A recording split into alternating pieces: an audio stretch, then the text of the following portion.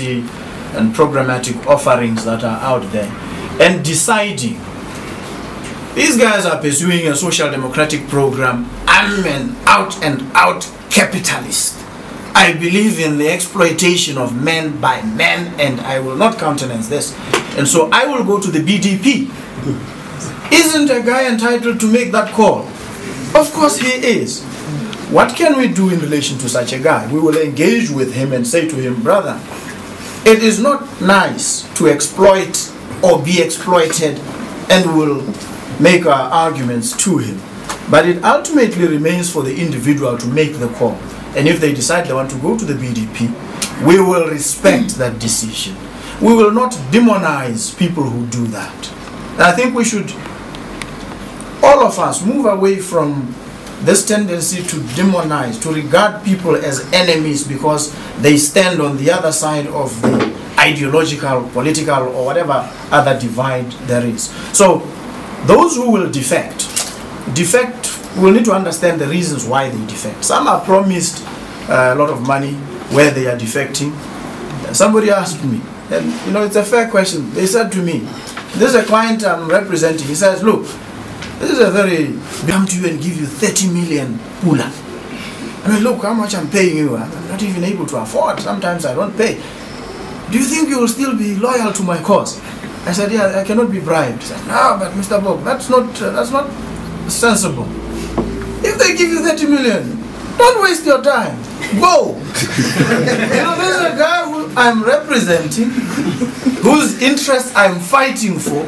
But here's a guy who appreciates that, hey, if you get a better offer from those that we are fighting, they give you personally 30 million. You'd be a fool not to. You see, so I think at certain levels, our people are economically challenged. They want money, they want all sorts of things.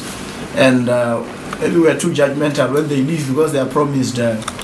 You know, one of our members of parliament said to me and told a gathering of the party that he was invited and a checkbook was placed on the table.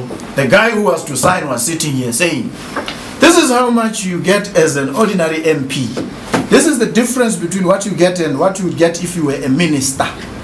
I'm prepared to square you up, give you this difference for the next 5 years. And if you sign a membership application form for my party, I'm signing the check for the difference for the next 5 years.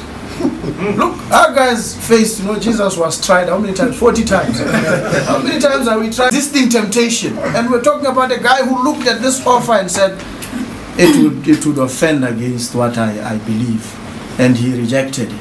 Now you look at him, some look at him and say, what a fool. I would have taken it. I'm sure you would have taken it, brothers. But defections are sometimes brought about by some of these considerations.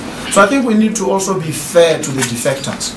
I expect, and I've said this, and I'm realistic about it, I expect there to be defections from the BNF of those who do not believe in the umbrella, which the majority of BNF members believe in. I also expect there to be defections from the BDP and from the BCP and from MELS or from any other political formation of those who believe in the umbrella. They will defect, and we encourage them to defect. So I've said there will be a realignment.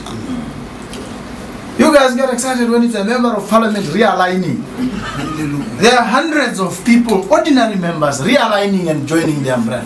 I was with Mr. Muhasa in Pigwe 2 weeks ago, and as we parked and we discussed, he stood there with about 10 people, explained to them what the umbrella was all about. Some of them were even surprised that some political parties were not part of the umbrella. With them on a continuing basis, and I must say that their support, you know, when at the height of the strike, I thought these workers were militant.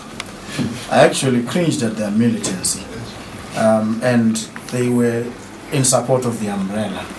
Actually, this umbrella is really their idea. Just recently, they held a workshop at Oasis where they invited all the political parties, and I was there, and I observed the Bofepus in particular. And if I had thought that they were militant during the strike, I don't know what to call what they are now. They are red hot in terms of militancy.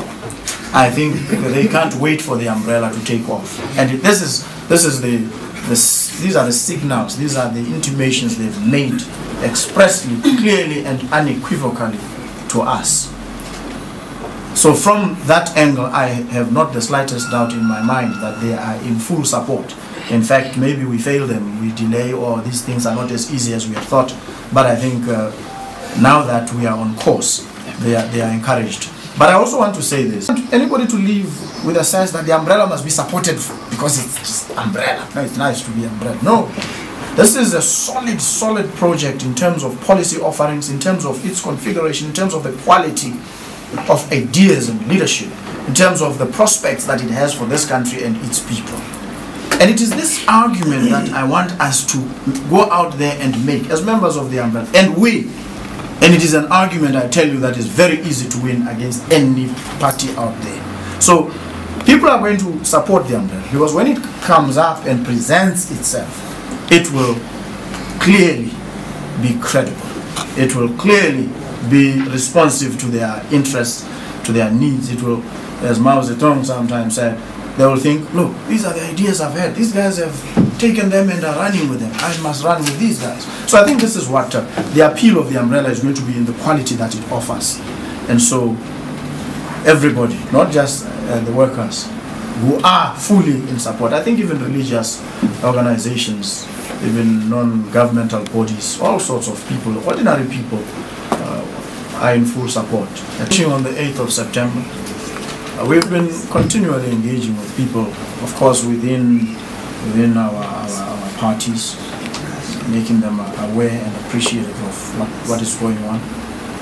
The rollout of the umbrella, and we had to deal with the challenges of formalizing registration and ensuring there's a structure, there's concept. When we roll out the concept now, and that's the next stage, we will be presenting to the people in the rural areas and across the vast expanses of this country a credible, solid project. And that is, I think Mr. Muhasa is at the head of that rollout, and it will begin very soon, immediately after the launch. I think you will begin to see a redefinition of the way we do politics. So the one of 2013 you'll be taking up.